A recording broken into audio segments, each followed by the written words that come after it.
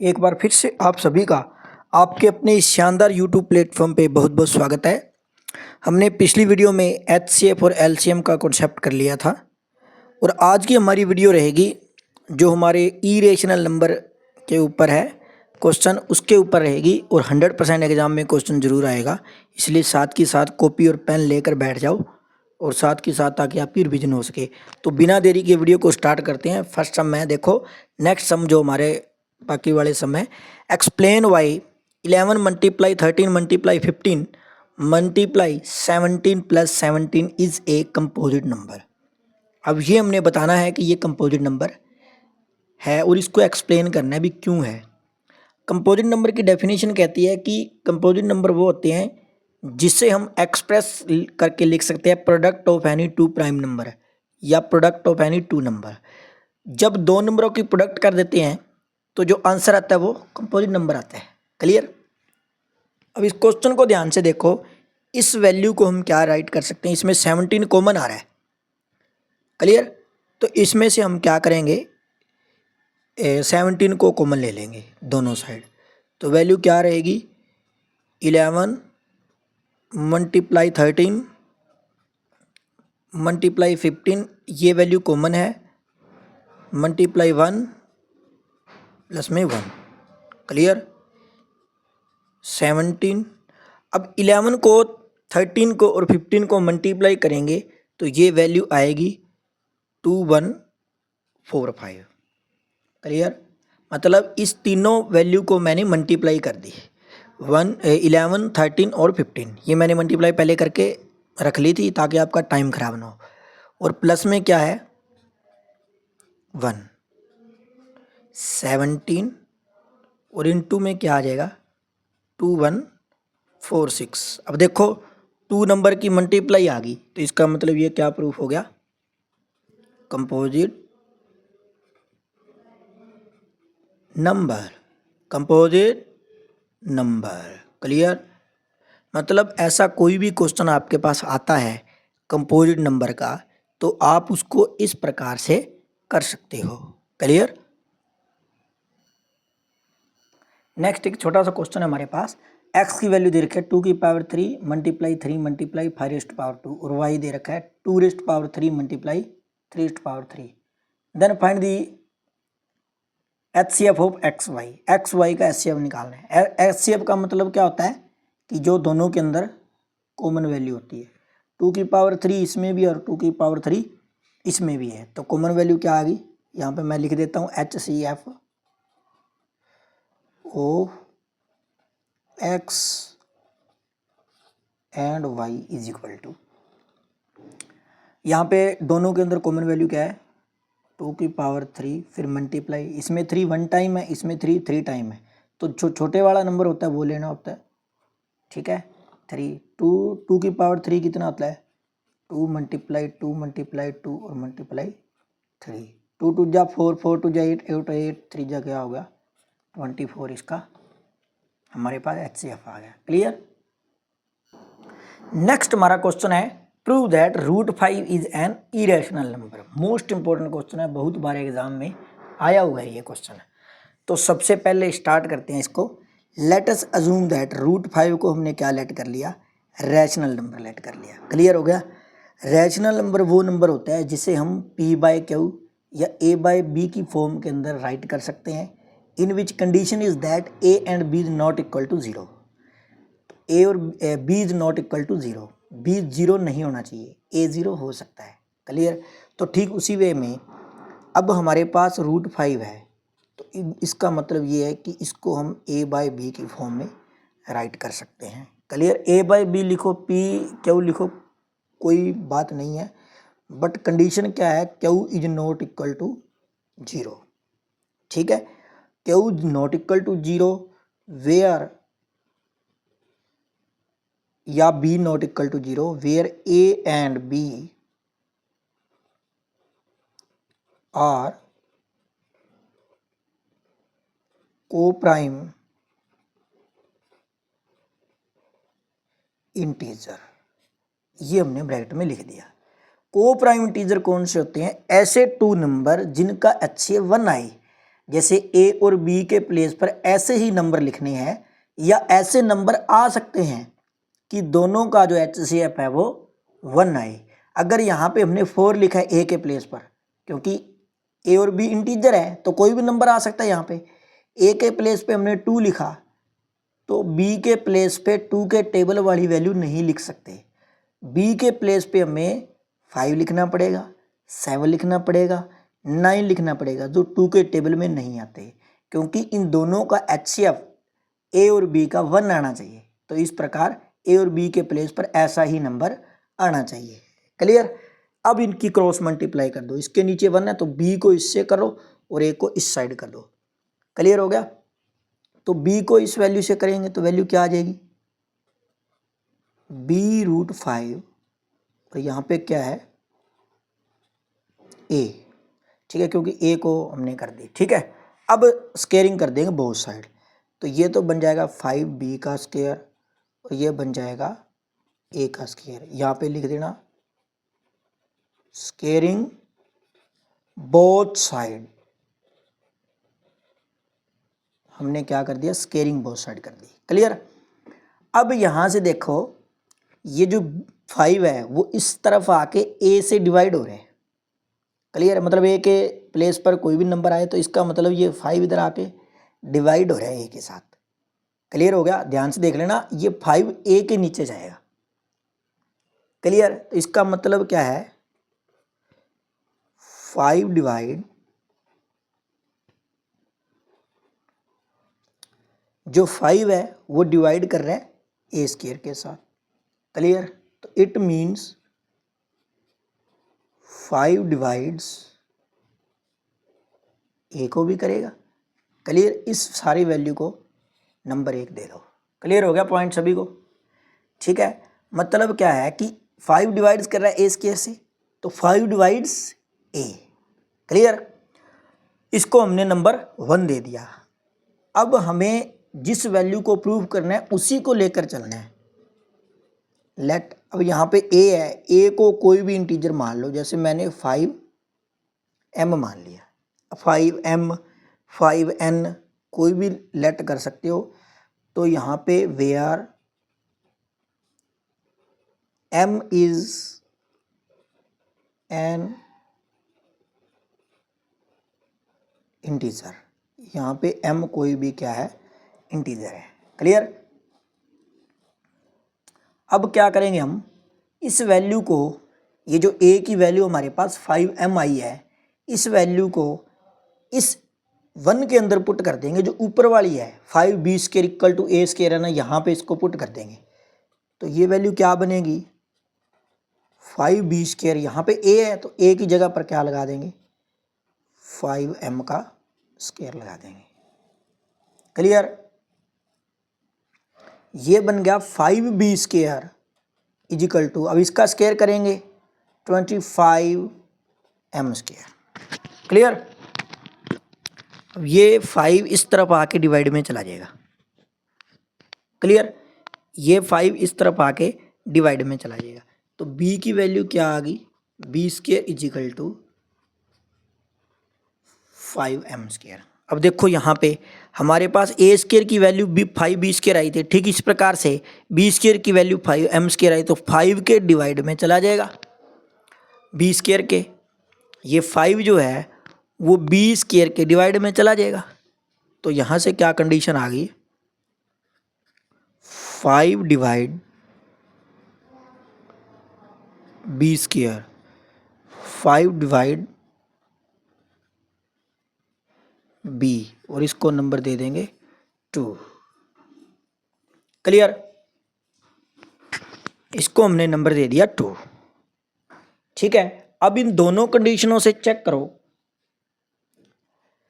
1 and 2 from 1 and 2। इन दोनों कंडीशनों से हमें ये बात पता लग रही है कि जो 5 है वो इसका एक फैक्टर आ रहा है। ठीक है, वी हैव 5 एज ए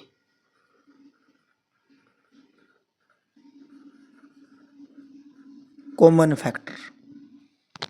ठीक है, 5 जो है वो क्या आ रहा है, कॉमन फैक्टर आ रहा है। क्लियर। बट हमने तो मानकर इसको को प्राइम चले थे, ए और बी को क्या मानकर चले थे, को प्राइम मानकर चले थे। तो इसका मतलब ये तो हमारी कॉन्ट्राडिक्शन होगी। इसका मतलब हमने जो माना था वो गलत है। यहाँ पे हम लिखेंगे विच कॉन्ट्राडिक्शन या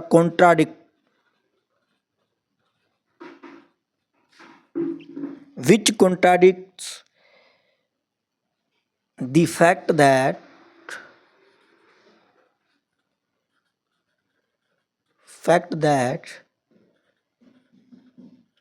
A and B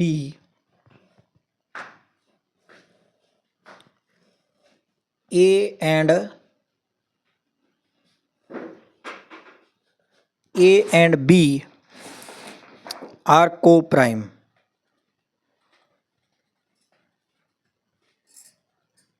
ठीक है, ए और बी क्या है, को प्राइम है। तो हमने जो माना था वो रॉन्ग हो गया।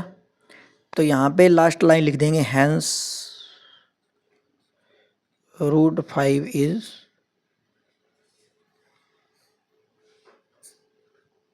इरेशनल।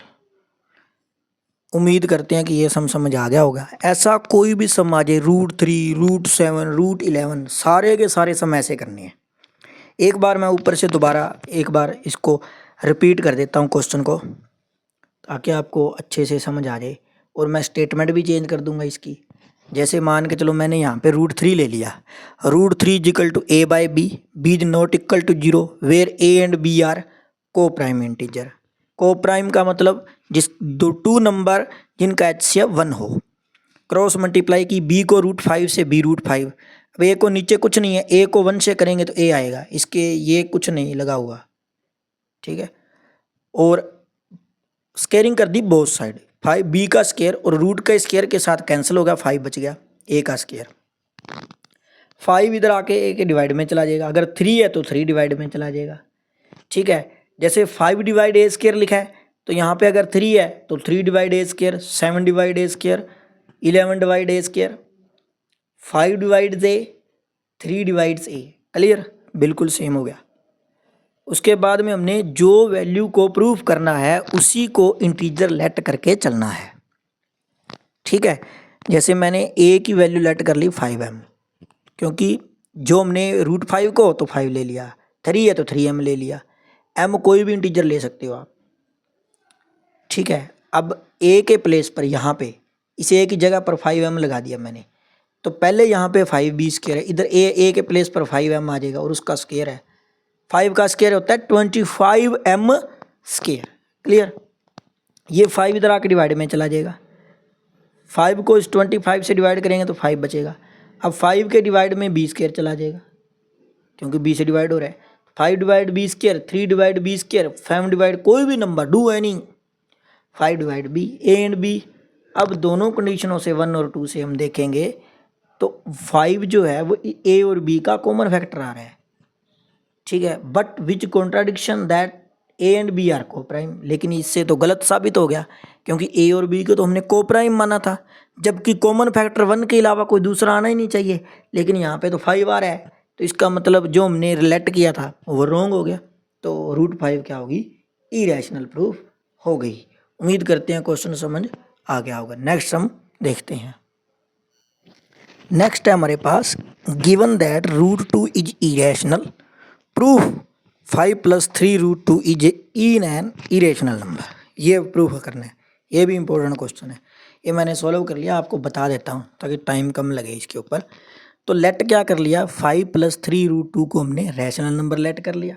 अगर ये रैशनल है तो इसको a बाई बी की फॉर्म में लिख सकते हैं, जैसे हमने पीछे लिखा था, b is not equal to 0 where a and b are integer है, दोनों के दोनों। ठीक है, इस 5 को मैं इधर ले आया, माइनस का हो जाएगा, अगर ये माइनस का होता तो इधर आकर प्लस का हो जाएगा। ठीक है, ये 3 √2 HT, ये 5 इधर आकर प्लस का माइनस का हो जाएगा, 3 मल्टीप्लाई में है, इस तरफ आके 2 के यहाँ b के डिवाइड में चला गया, 3 ये जो मल्टीप्लाई में, इधर 5 के डिवाइड में चला गया। अब यहाँ से ध्यान से देखो, a और b हमारे पास यदि इंटीजर है, a और b के जगह पर कोई भी नंबर आ जाए 1 2 3 4 कोई डू एनी, तो ये सारी की सारी वैल्यू रैशनल नंबर बन जाएगी। ठीक है, क्योंकि रूट के अंदर तो वैल्यू है ही नहीं, प्राइम नंबर का रूट है ही नहीं। अगर रेशनल नंबर के इक्वल कोई भी वैल्यू होती है तो वो भी क्या मानी जाती है, रैशनल नंबर। तो इसका मतलब ये वैल्यू क्या है, रैशनल नंबर। बट हमें तो √2 जो है वो इरेशनल दिया हुआ है, गिवन है, ऊपर लिखा हुआ है स्टेटमेंट में। ठीक है, अगर सपोज करो ये ना दे रखा हो ना तो भी, क्योंकि आपने डायरेक्ट लिख देना है कि बट √2 इज इरेशनल, और ब्रैकेट में लिखोगे root of any prime number is irrational, ये बात आप लिख सकते हो, बट इसमें दे रखा है।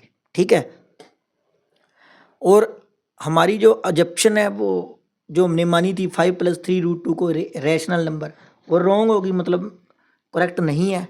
तो इसका मतलब 5 + 3 √2 है जो वो इरेशनल नंबर है। क्लियर हो गया होगा पॉइंट। ऐसे कोई भी सम आ जाए यहाँ पे, अगर यहाँ पे माइनस का निशान आ जाए तो माइनस के निशान को आपने अलग करना है, मतलब रूट की वैल्यू को अलग करना है, बात सीधी सी ये है। ठीक है, आगे वाला सम देखते हैं। अब आगे वाला देखो, जैसे बिल्कुल इसके जैसा ही सम है। प्रूव करना है कि √3 + √5 का स्क्वायर दे रखा है। अभी अगर इसके ऊपर स्क्वायर नहीं दे रखा तो भी आपको स्क्वायर करना पड़ेगा, क्योंकि दोनों नंबर के साथ रूट लगा हुआ है। अगर नहीं दे रखा तो ये ऐसे हो जाएगा, अगर ये स्क्वायर दे रखा है तो ये ऐसे करेंगे। ठीक है, तो √3 + √5 के होल स्क्वायर को रैशनल ऐड कर लिया, स्क्वायर ना हो तो भी इसको रैशनल ऐड कर लेंगे। रैशनल है तो a/b की फॉर्म में इसको राइट कर लेंगे। क्लियर हो गया सभी को पॉइंट, क्योंकि आपको प्रैक्टिस करनी पड़ेगी साथ के साथ। फिर नोटबुक पे या जो भी आपके पास नोटबुक है लिख लिख के देखना पड़ेगा आपको। √3 + √5 का whole square is equal to a/b, b is not equal to 0, a and b are integer. ये लाइन तो सभी में ही लिखनी पड़ेगी। अब मैंने क्या किया, इसका होल स्क्वायर खोल लिया। a का स्क्वायर यानी √3 का स्क्वायर 3, √5 का स्क्वायर 5 + 2 × a × b, 2 × 3 × 5 यानी √15 आ गया, जो a/b के इक्वल है। ठीक, देखो अब यहाँ पर अगर स्क्वायर ना होता तो दोनों साइड स्क्वायर करना पड़ता, फिर इन दोनों का भी स्क्वायर बन जाता, लेकिन हमें इक्वेशन जो दे रखी है, स्टेटमेंट दे रखी है, वो पहले से ही स्क्वायर दे रखा है। क्लियर, तो हमने क्या किया, फिर रूट वाली वैल्यू को अलग करेंगे। इस √215 को अलग कर लिया, 5 और 3 8 इस तरफ आके माइनस के हो जाएंगे, 2 दोनों के डिवाइड में चला जाएगा, b के साथ भी और इसके साथ भी। अब ये देखो इंटीजर है, a और b इंटीजर है, इंटीजर जो होता है वो क्या है, रैशनल ही होती है, तो ये भी क्या बन गई, रैशनल। बट √15 क्या है, इरेशनल नंबर होता है, क्योंकि प्रोडक्ट है किसका, प्राइम नंबर का। प्राइम नंबर की प्रोडक्ट क्या होती है, इरेशनल होती है। तो लास्ट लाइन लिख देंगे, हैंस √3 + √5 का whole square is a irrational number. तो इसी के साथ हमने जो 2 पार्ट इसके किए थे वो कंप्लीट कर लिए हैं। ठीक है, मतलब फर्स्ट चैप्टर आपका कंप्लीट हो चुका है। मैं आपको पर्सनल गारंटी के साथ कह सकता हूँ कि इन क्वेश्चनों से बाहर क्वेश्चन नहीं आएगा, ये मेरी आपसे पर्सनल गारंटी है। जितने भी मैंने क्वेश्चन कराए हैं उसको लिख लिख के देख लो, क्वेश्चन आपका स्टेटमेंट थोड़ी चेंज हो सकती है, ये मत सोचना भी सेम क्वेश्चन आ जाएंगे। पहली बात तो सेम ही मिलेगा आपको। अब सपोज करो सेम ना आया, फिर आप कहोगे सेम नहीं आया। अब थोड़ा बहुत तो √5 मैंने करवा दिया, अब √3 तो खुद कर सकते हो, इसमें कोई दो राय नहीं है। तो किसी भी प्रकार का कोई भी डाउट है आपकी, इस जितने भी हमने सम किए हैं, निश्चित तौर पर कमेंट बॉक्स में ज़रूर बताएं, ताकि आपका डाउट क्लियर हो सके। और साथ के साथ रिवीजन करते रहो, क्योंकि टाइम आपके पास बहुत ही कम है। अभी आज 10 जुलाई होगी और 25 डेज़ का टाइम आपके पास, 20 से 25 डेज़, और 20 से 25 डेज़ में मैं ऐसी तैयारी करवा दूंगा आपको पर्सनल गारंटी के साथ। कोई बच्चा फेल नहीं होगा, उसके नंबर अच्छे ही आएंगे। जिसने इम्प्रूवमेंट का भरा है उसके तो 60+ नंबर 100% श्योर हूँ मैं, अगर जितने ये साथ की साथ कर लिए। Thanks for watching this video.